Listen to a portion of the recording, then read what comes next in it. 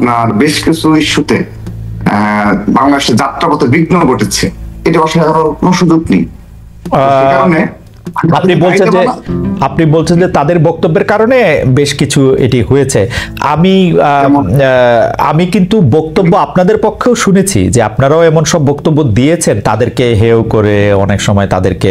এখন হেয় না, অবশ্যই না, আমরা তাদেরকে যথেষ্ট পরিমাণে, কারণ এখানে আমরা চাই যে জুলাই আগস্টে এই গণ অভ্যুত্থানের মাধ্যমে অবশ্যই সাধারণ শিক্ষার্থীদের প্রতিনিধি থাকুক, এটা আমাদের কোনো অস্বীকার নেই। কিন্তু দেখেন, আপনি এমন কিছু বক্তব্য রেখেছেন, যেমন বিএনপি হাইকমান্ড থেকে বক্তব্য রাখা হয়েছে কি যে আপনার সরকারের থেকে দল গঠন করা। আপনি কি এটা যদি না বলেন অন্যায় করা হবে, রাষ্ট্রের সাথে অন্যায় করা হবে। কিন্তু সরকারের থেকে তো ওরা দল গঠন করে নাই, তো সরকার থেকে পদত্যাগ করে দলে গেল। আচ্ছা, এখন এটা নিয়ে তো পজিটিভ নেগেটিভ কথাবার্তা হবে, এটাই তো গণতন্ত্রের সৌন্দর্য। এটুকু বলার, এটুকু যদি বাক্য বিনিময় না হয় তাহলে কিসের রাজনীতি? আমি কিন্তু এই ধরনের বাক্য বিনিময়কে স্বাগত জানাই, আমার কাছে মনে হয় যে এটা ঠিকই আছে। কিন্তু আপনারা কি একটা আসলে প্রতিপক্ষের অবস্থানে নিজেদেরকে চিন্তা করেন কিনা, যে সেইটাই জানতে চাইছিলাম। আপনি যেটা বলছেন যেটা সরাসরি, আমি তো সরাসরি বক্তব্য দিতে চাই এই ইস্যুতে যে প্রতিপক্ষ না, শোনা, আমি না শুধু আমি আমার পার্টির একটি অবস্থান ব্যক্ত করছি যে আমি যতটুকু জানি যে পার্টি জাতীয় ঐক্যতে বিশ্বাসী, কারণ আমরা দীর্ঘদিন ফ্যাসিবাদের কবল থেকে মুক্ত হয়েছি। এখানে আবারও সামান্য ভাবেও যেন কোনো বিঘ্ন না ঘটে এবং নিজেদের মধ্যে মতবিরোধের কারণে বড় ধরনের সংঘর্ষ কিংবা আমাদের দ্বারা অপর কোন রাজনৈতিক দল এবং ছাত্র দল দ্বারা অপর কোন ছাত্র সংগঠন হয় না, কোনোভাবেই যেন আপনার অত্যাচারিত কিংবা সামান্য পরিমাণ নির্যাতিত না হয়। আপনি একটা এক্সাম্পল আমি শেষ করে দিচ্ছি খালিদ ভাই। আমাদের বাংলাদেশে যেমন চট্টগ্রামের একটা ঘটনা বলি আমি সর্বশেষ। চট্টগ্রাম কলেজে, যেখানে শহীদ ওয়াসিমের যে কলেজ, যেখানে ছাত্র দলের আহ্বায়ক কমিটির অন্যতম সদস্য হিসাবে এই গণ অভ্যুত্থানে বীর চট্টগ্রাম প্রথম শহীদ, সেই শহীদ ওয়াসিম, সেই কলেজে দলের এগেইনস্টে ষড়যন্ত্র রয়েছে এবং গায়ে হাত তোলার ঘটনা ঘটেছে। আমরা তো সহনশীল ভাবে সেই পরিস্থিতি মোকাবেলা করেছি, সহনশীল ভাবে। আপনি আজকে জানবেন কিনা, টঙ্গীর তামিরুল মিল্লার থেকে 8 জন ছাত্র দলের ছাত্র দল করতে আগ্রহী এবং 8 জনকে বহিষ্কার করা হচ্ছে একটি তুচ্ছ ঘটনায়, যেখানে পুলিশের যে তদন্তে যে রিপোর্ট এসেছে তার বিরুদ্ধে 8 জনকে আজকে। আমার মনে হয় যে আমরা আপনার বক্তব্য বুঝতে পেরেছি। আমরা জনাব আব্দুল হান্নান মাসুদের কাছে যাই। আমাদের দর্শকরা যে বিষয়গুলি একটু সামনে আনছেন সেইটা একটু আপনাকে বলে রাখি। এইটা অনেকেই বলছেন যে 5 আগস্টের পরে কিন্তু আপনি বিভিন্ন টকশোতে বলেছেন যে কোনো দুর্নীতির কথা যদি আপনি কারো কাছে শোনেন বা যে ছাত্রদল এই দুর্নীতি করছে বা এই দুর্নীতি, তাহলে আপনি পদত্যাগ করবেন। আপনি দুর্নীতির কথা শুনছেন কিনা, আপনি সহনশীলভাবে পরিস্থিতি মোকাবেলার কথা বলছেন। আমরা কিন্তু কুয়েটের ইস্যুটা আমরা সামনে দেখতে পাই যে কুয়েটে আসলে ঘটনাটা কি ঘটেছে, যেটা আমরা খুলনা বিজ্ঞান ও প্রযুক্তি বিশ্ববিদ্যালয়।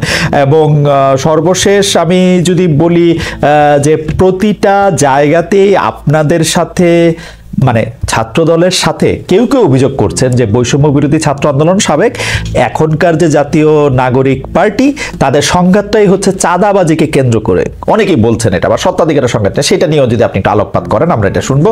আমরা একটু জনাব আব্দুল হান্নান মাসুদের কাছে যে জনাব আব্দুল হান্নান মাসুদ, আমরা কিন্তু খেয়াল করতেছি যে এই জুলাই আগস্ট আন্দোলনের মূল নেতৃত্ব কারা দিয়েছেন, মূল কর্তৃত্ব কারা করেছেন এবং তাদের আসলে কি কি পাওয়া উচিত, তারা আরো কত বছর সরকারে থাকা উচিত, কতবার কতগুলি সংসদ সদস্য পদে নির্বাচিত হওয়া উচিত, কিভাবে দেশের নেতৃত্বে আসা উচিত, সেইটা নিয়ে আপনারা যত বেশি সিরিয়াস, এই যে এইসব সংঘাত এবং বিভিন্ন জায়গা থেকে এইটার ব্যাপারে আপনারা তত বেশি সিরিয়াস না, এই হচ্ছে অভিযোগ।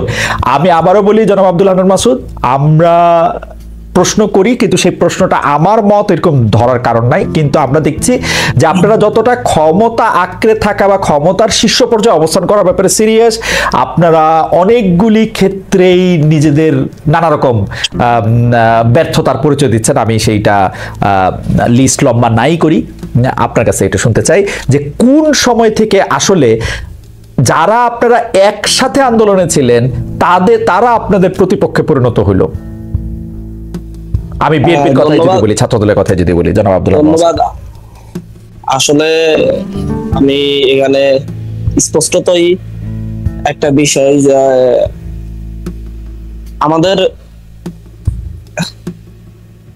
সরি হ্যালো, হ্যাঁ আমরা শুনতে পাচ্ছি আপনাকে। আচ্ছা আচ্ছা আচ্ছা, ঠিক আছে।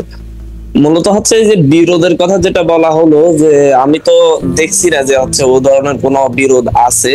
যে বিরোধটা দেখা যাচ্ছে সেটা মূলত হচ্ছে কিছু কার্যক্রমকে কেন্দ্র করেই আপনার ব্যক্তিগত আক্রোশ, পাশাপাশি হচ্ছে আপনার বিভিন্ন জায়গায় যখন কোনো অপরাধ সংঘটিত হয় সেই অপরাধের বিরুদ্ধে যখন হচ্ছে আমরা কথা বলি, তখন এটাকে মেনে নেয়ার যে একটা মানে উদার গণতান্ত্রিক মন মানসিকতা থাকা উচিত, সেই মন মানসিকতা আসলে বাংলাদেশে দীর্ঘদিন যাবৎ ফ্যাসিবাদী রাজনীতির কষাঘাতে যারা নির্যাতিত হয়েছে, সেই ভাইদের যারা দীর্ঘদিন যাবৎ অত্যাচারিত হয়েছে, নির্যাতিত হয়েছে, ওনাদের সেই রকম মানসিকতা আসলে আমরা লক্ষ্য করি না। যখন আমরা কথা বলি যে হচ্ছে ডিরেক্টলি যে হচ্ছে সাদাবাজি হচ্ছে, যে আপনার দখলদারিত্ব হচ্ছে, যখন বলি যে হচ্ছে সাইদাবাদের প্রতি বাস থেকে সাদা নেওয়া হচ্ছে, এবং এইভাবে যখন কথাগুলো বলি সাদাবাজের বিরুদ্ধে, দখলদারের বিরুদ্ধে, তখন বলা হয় যে সাদাবাজ বলে আপনার কাকে ইঙ্গিত করছেন আমরা বুঝতে পারি না। সুতরাং নিজেদের গায়ে টেনে নিয়ে জনাব মাসুদ, জনাব মাসুদ, আপনি যখন চাঁদাবাজের কথা ইঙ্গিত করছেন তখন আপনারা মানে এখন আপনি যে বলছেন সেভাবে আসলে না বলে আপনারা একটা দলকে ইঙ্গিত করেন, একটা দলের ছাত্র সংগঠনকে ইঙ্গিত করেন, এটাকে আপনারা ডেলিবারেটলি করেন?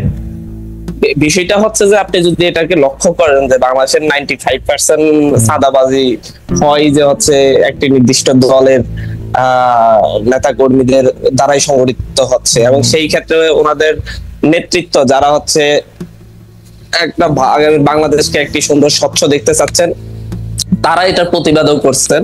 যেমন রুমিন ফারহানা আপু একদিন সরাসরি উনি টক শোতে বলেছেন যে হচ্ছে কি প্রক্রিয়ায় চাঁদাবাজি গুলো হচ্ছে, এবং হচ্ছে কি ওনারা বিরোধিতা করেও পারছেন না। আমার কাছে আরেকজন এমপি বললেন যে হচ্ছে আমি যখন চাঁদাবাজি দখলদারিত্বের বিরুদ্ধে কথা বলি, যখন তাদেরকে শাসন করি, তখন ওরা অন্য একটি গ্রুপে উঠে যায়।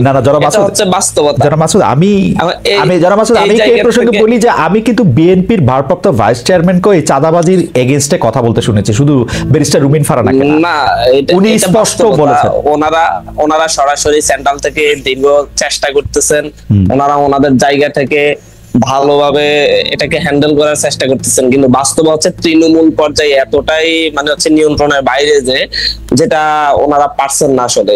যেমন ধরুন হচ্ছে একটা জায়গায় আপনি সাদাবাজি দখলদারিত্বের কারণে একজনকে সাসপেন্ড করলেন, সাসপেন্ড করার পর তাকে যদি পুলিশ অ্যারেস্ট করতে যায়, তখন হচ্ছে সেই জায়গার অন্য বড় নেতাগুলা হচ্ছে তখন পুলিশকে ডিরেক্টলি হামলার হুমকি দেয়, থানা ঘেরাওয়ের হুমকি দেয়, এবং ফোন দিয়ে ধমকাধমকি করে যে হচ্ছে ওর বিরুদ্ধে মামলা নেওয়া যাবে না, ওর বিরুদ্ধে অভিযোগ নেওয়া যাবে না, ও আমাদের লোক। তো বাস্তবতা হচ্ছে আপনি যে জাস্ট ওনারা ইয়েটাই করেন, এই সাসপেন্ডটাই করেন, কিন্তু পরবর্তীতে প্রশাসনও সাহস পায় না ওনাদের অন্য নেতাদের